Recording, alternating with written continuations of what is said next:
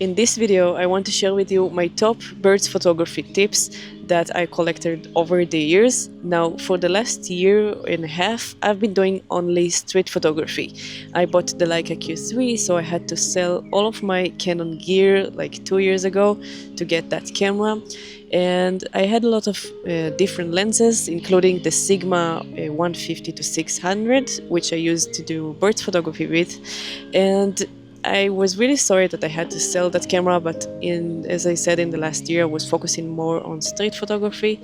So long story short, I recently bought a new Canon with the 100 to 500 RF lens, which I'm very excited about, and I took it all week to do a lot of birds photography around the city actually, and in the park behind me. Going back to do birds photography made me think a lot about my process and my method of doing that, because I remember in the beginning it wasn't so easy to get a good shot, and after doing it for a while and even come back for it after a long time I didn't do that, I think there are a lot of basic principles that I do and I just automatically remembered to capture more good birds photography versus like the bad ones. And this is one of those niches that you take really thousands of photos when you go out shooting, because me personally, and I know a lot of photographers do that, we shoot on continuous shooting to capture all of the movement of the birds. So you know what, let's just go into the tips and I'll tell you my most important thing that I do in birds photography. First of all, when I first started to do that, I always put the subject, when I focused on it, the bird, in the center of the frame. And that was a big mistake, because when I saw a bird that is sitting like on a bench or something like that, and it suddenly took off of that bench, so I was pressing the shutter button and I got a few shots of the bird in the air flying, which I really love to capture, like the movement of the bird and the flying. I think it's much more interesting.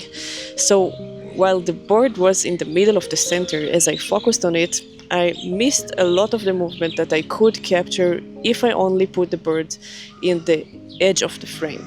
And sometimes you can't do that, but when a bird is like sitting on a bench and you know where she's going to fly, the best thing is to put the subject, that bird, on the edge of that frame, so you have a free space to capture all of the movement. So the next time you're focusing on a bird, on a subject, make sure, if you know where this bird is flying, to put it slightly off the center, so you can use most of the movement in your continuous shooting frames. The second thing, which kind of connected to the first tip that I talked about, is that I much prefer taking a regular bird that we see all the time, like the common birds, flying, rather than a rare bird sitting.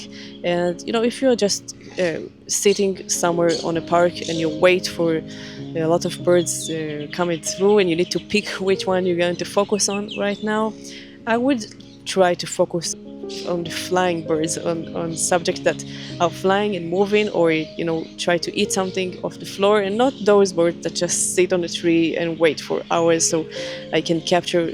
You know, in the beginning I used to do like a book of those birds, like 100 photos of the same bird from different angles, which she just sit on a tree or whatever, and it wasn't so interesting, although the bird was much more pretty and beautiful than, let's say, a pigeon or something that is common in your place.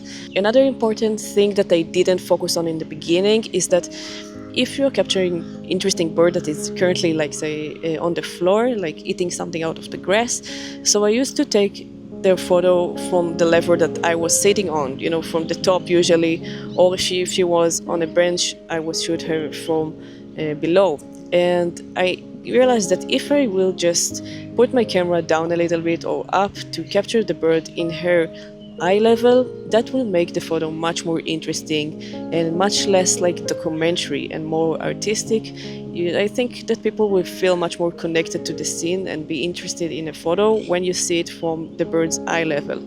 And I know I got a lot of comments about those specific photos, and I don't think anyone who watched them would realize why he liked this photo so much. So I think the reason is that we shoot on an eye level, and that just make us connect to the subject more. Which is interesting because in street photography photography. I try to capture people from different angles to make the scene more interesting, but maybe that's another topic. The most important thing, and I think this is why I prefer actually doing street photography, because I much less depend on the light outside.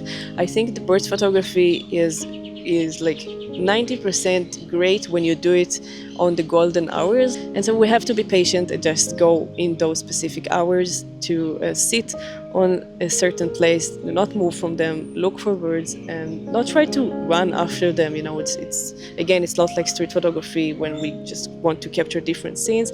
We have to be really patient, sit in a place in the right hours and wait for good luck and have a good setting to capture that good luck. I just remembered another important tip, although I finished recording the video, but I want to say that. And the thing is that you don't always have to capture the bird very focused. I think sometimes being out of focus and not get these super sharp photos is what makes the scene so unique. So I know a lot of people will tell you, and that's true, to shoot from 1 to 2000, and that will be great to capture the details of the bird. But sometimes getting a little blur from the shutter speed will get a nice vibe and just complete the whole scene to make you feel something else. If you have any good tips about bird photography, please let me know in the comments, because I just came back to do this amazing niche and I want to hear from you. Thank you so much for watching. I'll see you soon in the next video.